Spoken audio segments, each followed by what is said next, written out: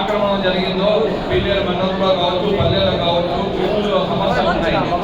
ఒకరు ఈ భూమి అయితే వేరే వాళ్ళ పేరుతో మంది కావటము ఇవన్నీ ఉన్నాయి. కాబట్టి ప్రభుత్వం ఏం చేసిందంటే ఇప్పుడు గ్రామ సభలు పెడతారు.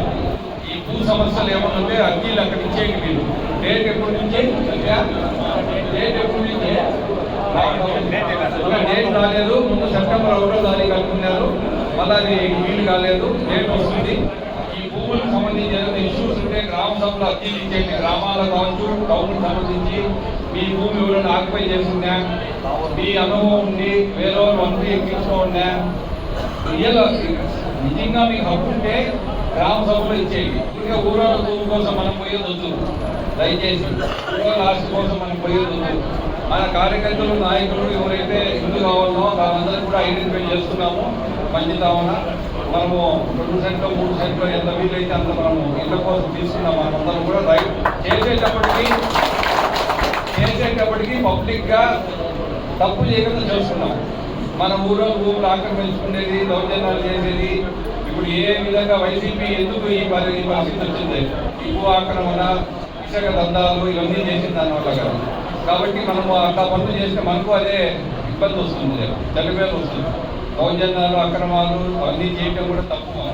మనకి ఏదైనా కావాలంటే ఖచ్చితంగా అవధానంగా పద్ధతి ప్రకారమే చేస్తున్నాం. ఇల్లు జాగా కావాలన్నా, మనం ఇల్లు కట్టుకోవాలన్నా, మనకు ఒకరికి డబ్బులు ఇచ్చేదో ఎవరు కానీ ₹1 ఎవరికి వేస్తాయి.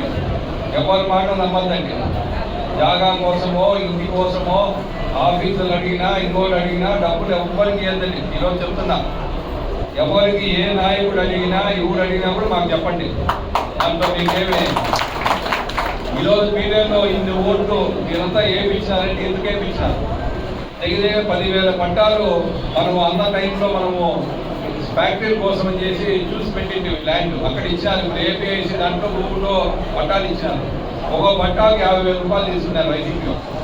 చెప్పండి, ఒక పట్టా ఇచ్చేదానికి వైసీపీ నాయకులు పీలేలో ₹50,000 తీసుకున్నారు ఒక పట్టాకు. ఇక్కడ ఆయిల్ సీడ్స్లో అయితే 5 లక్షలు 10 లక్షలు తీసుకున్నారు. బయట మండలం వాళ్ళందరికీ పట్టాలు ఇచ్చి దానివల్ల ప్రజలు కూడా ఇదంతా కూడా అరాజకం అని చెప్పే ఉద్దేశంతో మనం ఓటు వేయడం జరిగింది. మనం కూడా ఆ పని చేస్తే మనకు కూడా వాళ్ళకి తేడా ఏముండదు. మనకు ఏదైనా సాయం కావాలంటే దయచేసి నేను మీకోసమే, అందరూ బాగుపడాలా, కానీ పద్ధతి ప్రకారం చేసుకోపోవాలి. మనమేమి వైసీపీ వాళ్ళకి సపోర్ట్ చేసే పరిస్థితి ఏం లేదు. మనము మీకేం చేస్తాం, ఏం కావాలన్నా కూడా మీకేం చేస్తాం, కానీ ఒక పద్ధతి ప్రకారము సిస్టమేటిక్గా చెడ్డపేరు లేకుండా మనం చేసుకోపోవాలి. దానిలాగా ఎక్కడ భూమి ఉంటే అక్కడ ఆక్రమించుకోవటము, దౌర్జన్యంగా కట్టడము, వీళ్ళకి పట్టా ఇప్పించి ₹50,000 మనం తీసుకోవటము, అట్లా పనులు చేయకూడదు. మనము చేస్తే మీకు విలువ ఉండదు, మాకు విలువ ఉండదు. ఒక గుర్తు పెట్టుకోండి, సంవత్సరంలో మళ్ళీ లోకల్ వాడి ఎలక్షన్స్ వస్తాయి. ఆ రోజు వీళ్ళంతా సర్పంచులు కానీ మున్సిపాలిటీ కలిసి పీలేరు కూడా మున్సిపాలిటీ అవుతుంది, పీలేరు కూడా ఇస్తుంది. వీళ్ళంతా గెలవాలా. అప్పుడే మాకు కానీ తెలుగుదేశం పార్టీకి కానీ గౌరవం ఉంటుంది. రేపు గ్రామాల్లో మీరు ఓడిపోతే అందరికీ బాగుండదు. దానిలాగా ఉన్న పేపర్లు చింపేసేది, పోటీ లేకుండా చేసుకునేది, అట్లా పనులు చేయం. మనం చేయాల్సిన అవసరం లేదు. ప్రజలు ఓటు వేస్తే విలువ ఉంటుంది తప్ప, ఇప్పుడు పీలేరు సర్పంచ్ ఉన్నాడు, ఏ విధి లేకుండా ఎవరో సర్పంచ్ అడుగుకోండి తెలియదు వాళ్ళకి. ఊళ్ళకి ఓటు వేసిందే కదా, అవి నీళ్ళని చెప్పుకోవచ్చు అంతే. నీ సర్పంచ్ చెప్పుకోవచ్చు అంతే. ప్రజలు ఎవరు ఒప్పుకోవటం ఉండాలి.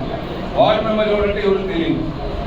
ఓటు వేసిందా మైక్ పెట్టుకోవాలి, సర్పంచ్ చెప్పుకోవాలి.